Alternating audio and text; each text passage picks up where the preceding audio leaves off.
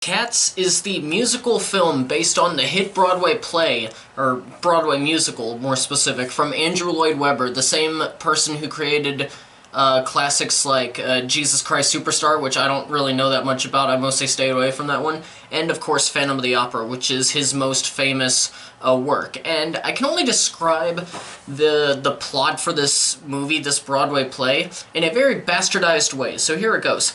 It's about a group of cats called the Jellicle Cats who get into this kind of dance and singing competition in order to find out who is worthy of going to heaven. Or at least that's my basic understanding of it from when I read the synopsis of the musical so many years ago on Wikipedia of all places. But anyway, despite being a very big musical fan, especially of musical theater, I've never checked out the Cats soundtrack. I just never gave it the time of day after I read the synopsis, and also when I was a kid, I don't remember what the, I don't remember the specific VHS tape that I had, but one of the previews was actually like a recorded version of Cats, and for some reason the costumed actors just scared the shit out of me when I was like 3 or 4, so I just stayed away from it. It was just so strange, both how it looked when I was a kid and also the synopsis, that I lost interest in really trying it out. But the musical is so beloved that I just always wondered if maybe seeing it in person was the key to understanding the supposed awesomeness. So when I heard that Tom Hooper, the director of films like King's Speech and Les Miserables, and also The Danish Girl was... hold on.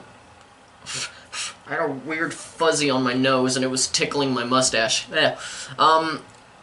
Shit, where was I? Oh yeah, because he was directing it, I was at least very interested in what he could accomplish with this movie, plus it would give me a reason to actually see what all the hype was about. And then the first trailer came out, and you already know how that went. The glorious, glorious memes about how it's nightmare fuel.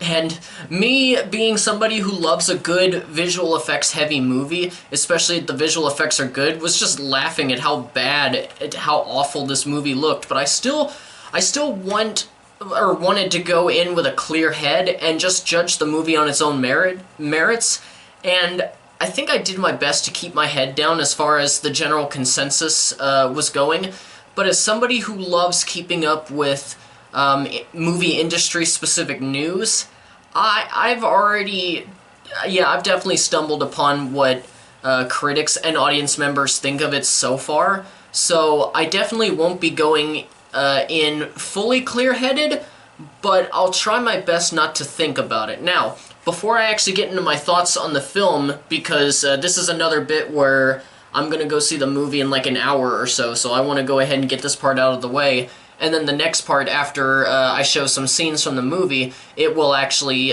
be me after seeing the movie, or more specifically, I'm seeing that, and then I'm seeing Rise of Skywalker again to do my spoiler review, so there's that. But I just want to throw out my normal disclaimer for those of the uninitiated. The way that I convey my thoughts on a film is I do a pro and con list. It helps me to better compartmentalize the things that I love and don't necessarily care for in a movie. And while I try to keep the sections separate, if I can make a con and a pro work off of each other, or if they're intrinsically tied together, then I will always take advantage of that. Anyway, there's your disclaimer, and I'll see you guys in a few hours after I've seen Cats.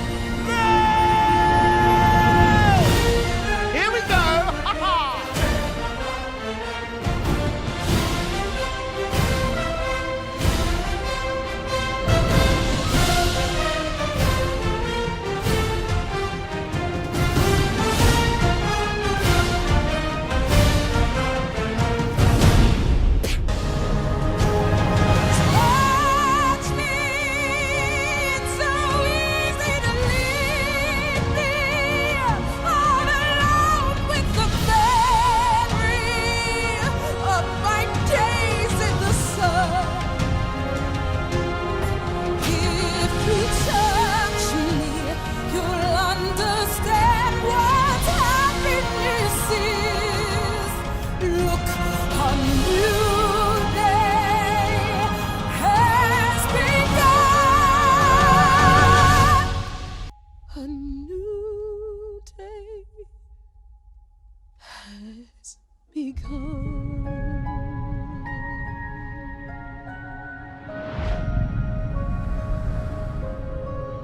I'll start with the pros first. The performances around aren't too bad. You could definitely tell that everybody was having fun. However, there are some very bad eggs in this movie. Rebel Wilson once again plays the idiotic comedic character that's always getting hurt and always falling down. You know, the one that she's been doing pretty much all of her career that was never funny in the first place, at least to me. James Corden was just there for more fat jokes. And then Taylor Swift's performance is on a completely different level, and I'll try to remember to bring her up a little bit later in the conversation, because a couple of things that I'm going to mention actually kind of have her tied into it. But anyway, going back to the more positive stuff about the acting, you had the veterans like Judi Dench and Ian McKellen who shine their talent onto this project, and because they realize really how hammy the movie is overall, they're able to have a fair amount of fun in a way that, you know, we know that they know it's hammy, but they're also taking it seriously, especially with Ian McKellen, who really plays up his role as a cat to great comedic effect. But if I had to choose anyone who stood out as far as pure charisma and talent and just having fun, I'd honestly have to pick Jason Derulo. I honestly wasn't expecting much, despite the fact that he's no doubt a talented performer, but I remember a time where his songs were overplayed on the radio, and it was to the point where I would try to avoid anything that he was attached to. It made me forget how good he is as a performer overall, and even Jennifer Hudson's performance, what little there is in the movie, showcases that she's still a strong performer in her own sense, both on the acting and musical side, which actually leads me to my next point. I mentioned earlier that I never listened to the music of the original Broadway show or any versions that followed that, so I was truly going in blind as far as the music went. I mean, I'd heard snippets of Memory, but not the full song. So I'm actually happy to say that I thought the music was actually pretty wonderful. The majority of the songs are really catchy, and the accompanying choreography, which I believe was headed by the choreographer that actually created the choreography for Hamilton, if I remember correctly. I don't remember his or her name, but the accompanying choreography to the music was breathtaking. Sadly, I wasn't able to really choose a favorite song of mine. I will say, though, that there are a couple of songs that I did not like, and I'll touch on them, on most of them in a bit, but for the most part, I'll talk about the one that I was actually disappointed in the most, and this will no doubt be a surprise to anybody that's familiar in any way with the music and this particular song. I actually did not like Memory, and that's the most famous song from this musical is Memory, and I feel weird just saying that I did not like Memory, which is, from my understanding, isn't it a Tony Award-winning song for, like, best song or something from the Tonys? I mean, now don't get me wrong, it sounded like it could be good or even a great song, but to me it was just the execution that fell flat. Now, as I mentioned before, Jennifer Hudson did a great job overall, and she did a great job with the song, but the thing that I couldn't shake off was the fact that the way the scene was showcased was way too similar to Anne Hathaway's rendition of I Dreamed a Dream from Les Miserables. Now again, don't get me wrong, I love that scene. I love the scene with Eponine in... Wait, no, not Eponine, sorry. Why am I blanking on her name? Anyway, Anne Hathaway's character. For some reason, I'm blanking on... God, this is gonna bother me, but I'm just gonna have to push through it. But I love I Dreamed a Dream. I love that scene in Les Miserables. But when I see Memory, and it feels like the same director that's shared between these two movies decided to take on another well-known female solo and did nearly the same thing as before in his next musical adaptation. You know, if it works, it looks like emotional manipulation, and if it doesn't, it still feels like that's what they went for, and because of that, I did not care for the scene. I Now let's get into what critics and audiences have definitely talked about ad nauseum, which is the things that went wrong. I at least hoped that the visual effects with the actors would have improved since the marketing campaign had started. It did, but not by much. And in many ways, the full picture was much worse than the snippets of scenes in the trailers. Actually, there weren't that many trailers from what I saw, or at least I didn't see that many. I saw maybe 2 at most. The image of humanoid cats that look like humans trying to move like cats and the well-known Tom Hooper close-ups will definitely lead to some nightmares in my near future. And to make matters worse, not only does the film look like an early 2000s video game adaptation of Cats, it actually kind of makes me think of that Cat in the Hat video game version of the Mike Myers movie. Experience the ultimate house party in a game where you become the coolest cat in town. This cat is hot tonight! And to make it feel even more video game-esque, I was sitting there in the theater watching the mesmerizing dance sequence, and after a bit I'd look down and then I'd be like, why are some of these cats wearing shoes? I mean, I kind of get it, but at the same time you could tell that on a few of the cats they did their best to to CGI out different things like clothes and their bodysuits, and I'm just like, why did they not take off the shoes or why did they not CGI out the shoes for some of them?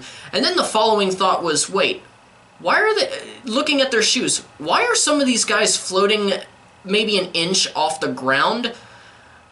So not only were characters at a certain distance not rendering like they would in an older or badly made video game, they were also not touching the ground and sometimes didn't even have shadows. It looked like a really buggy old video game, and the latter 2 issues would happen at any distance from the camera, and I don't know, the only cat that wasn't initially terrifying, or at least half the time, was Idris Elba's McCavity, and this is going back to how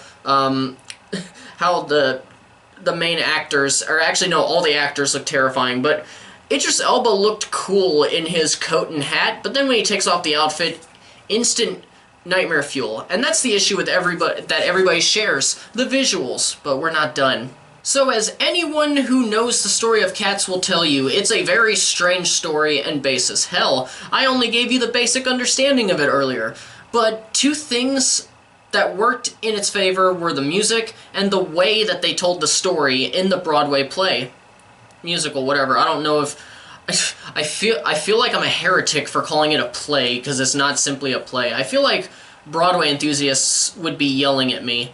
Or at least any that watch this video will be yelling at me, but I don't know anything. But my understanding is that the actual Broadway show, musical, whatever you want to call it. I'm probably going to keep saying show inadvertently, so sorry if that annoys anybody, but my understanding is that the show, or maybe it was play. God damn it, I gotta stop getting distracted. My understanding is that the show is very meta, knowing that they're being watched by humans, and they start the show by explaining to the audience what the different types of cats are, and they continue to help us understand by also introducing the audience to the special cats who are actually trying to ascend to their heaven. And supposedly it is cohesive on the stage. But this film takes away the meta approach for about maybe, I don't know, I'm kind of guessing here, maybe about 98.4% of the film, and instead the opening part where they discuss the different types of cats is used to explain to a cat what a cat is. It's really fucking weird and confusing, and it doesn't help that each cat always looks like they're in heat and they just want to go off into a nearby alleyway and just make as many fucking kittens as they can. And the interesting thing is that after I left the movie theater, I was having a conversation with my wife over the phone, and she mentioned that the stage musical is very well known for having a bit of a sexual feel about it, but they kind of play with it in a fun and humorous way. 2 things that the film was not. And speaking of feeling over-sexual, like everybody wants to fuck, it's rated PG. Why? But I digress. Instead of going about things in a more cohesive way, they just take a role from the musical that's a non-singing, all dancing and ballet role, and they make that the main character, and she is either directed to the contestants and other inhabitants of the world by her new group of friends, and I use the term friends very loosely, or she's just fucking stumbling upon them, and then they start to introduce themselves in song the entire time. And the majority of the musical songs are character introduction songs, and I could see why that would work in the original setup, but it doesn't in this one. And instead of going all the way through with the idea of it not being meta, yes, we finally gone full circle to this one, at the very end of the movie, they make a decision to have Dame Judi Dench turn towards the camera and start talking to the audience, basically saying, "Okay, kids, let's recap what all we learned about cats today." And it's very out of place and cringy. Feline Judi Dench staring into my soul for at least a good 3 minutes is just more nightmare fuel. So yeah, I did not enjoy this movie overall. But, and this is a big but, why did I say that?